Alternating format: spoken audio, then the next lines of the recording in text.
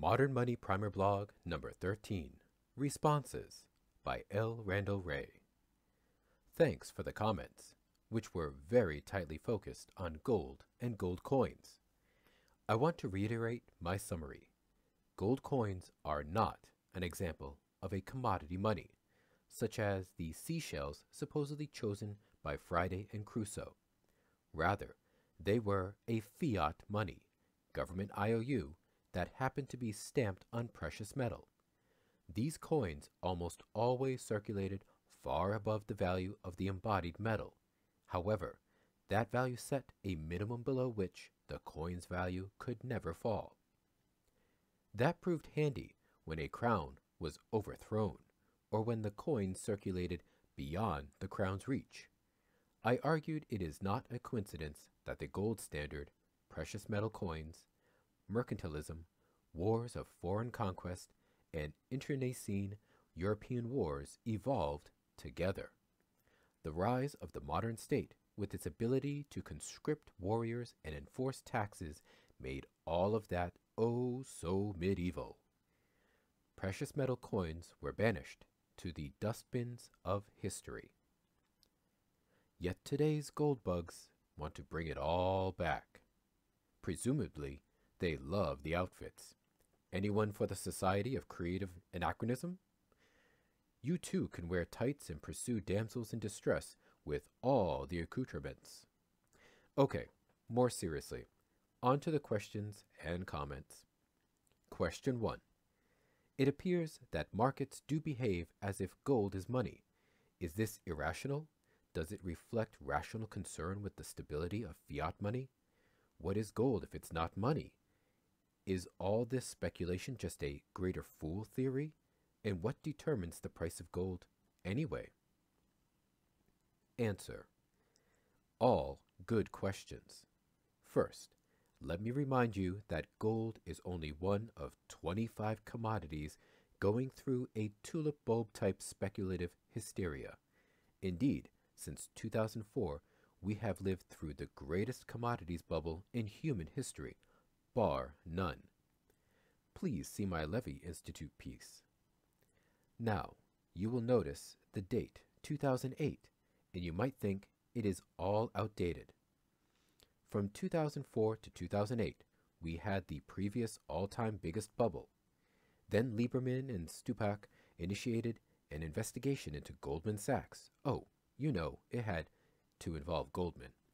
And pension funds. Say what? Yours truly played a walk-on part.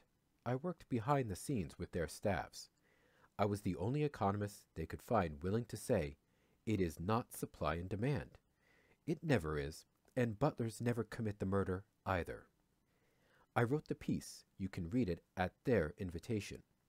Pension funds got scared shitless. Their members would blame them for the $4 gas at the pumps.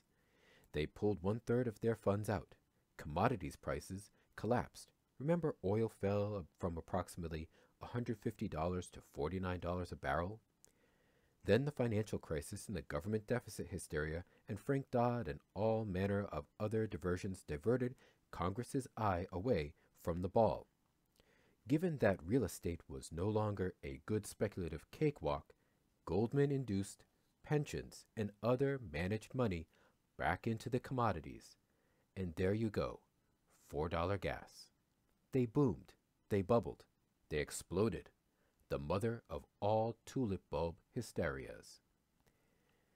And gold is dragged out again as the hedge against Chairman Bernanke's helicopters that will surely induce hyperinflation.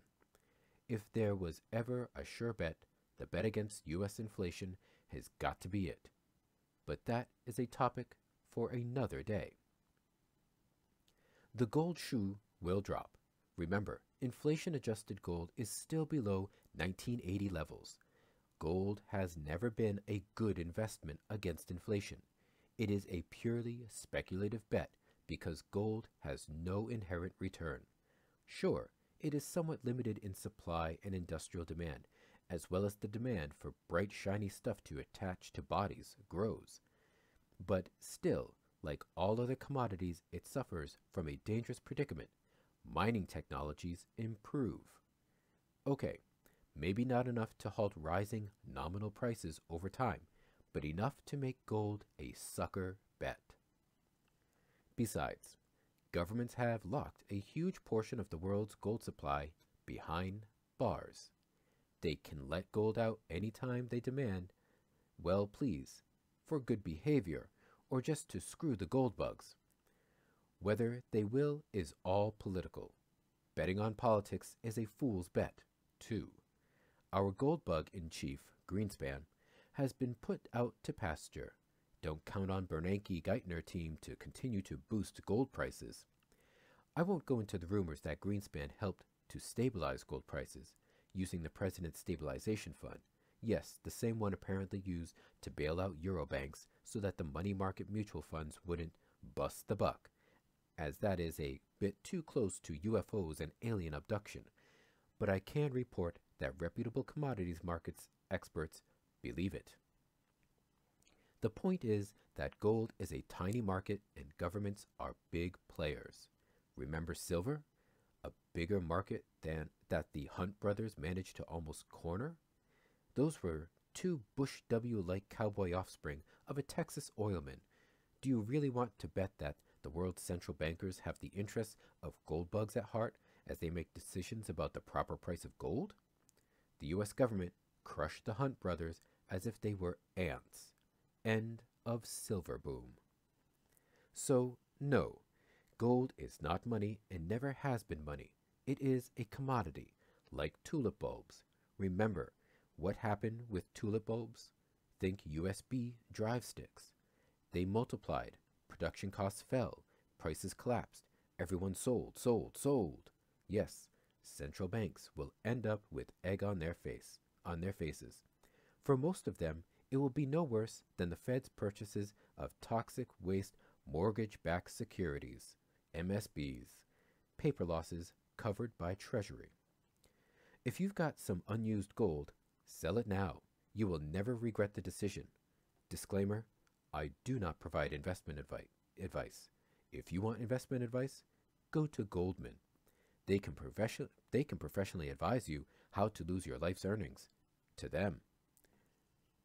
Question 2. Didn't use of gold coins reduce forgery? Answer: undoubtedly. But it then led to clipping, weighing, Gresham's law dynamics, and so on as discussed last week. Question 3. Can you pay taxes in gold? Answer: seriously doubt it. Give it a try.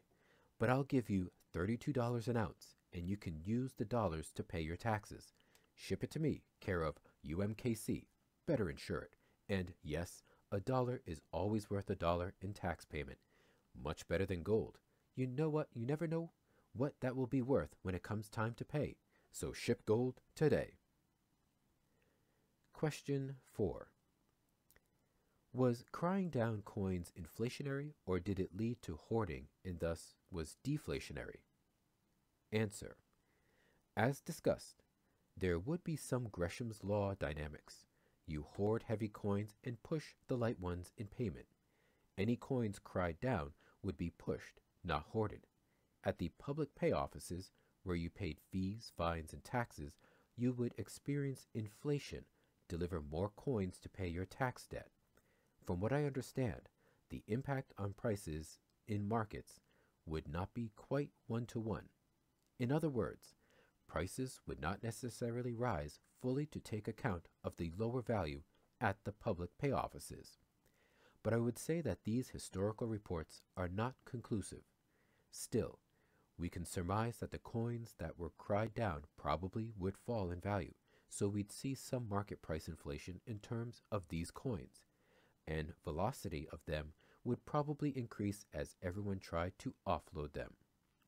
Coins that were not cried down would get hoarded, but that effect was probably not huge. The historical reports are that crying down was well understood and even more or less accepted as a legitimate means of increasing the tax burden. The story is that the population accepted it so long as it was not done too often. Finally, recall that coins had no nominal value printed on them, so the Crown had to announce the value at which they'd be accepted. And recall that entire coinages would frequently be called in for recoinage. It is highly misleading to focus on coins. They were rarely important. Most taxes were paid in tallies, which could not be cried down since the nominal value was cut into stock and stub, and most private transactions took place in bills of exchange or as credits and debits, bar tallies, for example. Again, all nominal. Thanks again for the comments. Next week, IOUs denominated in the domestic currency, government, and private.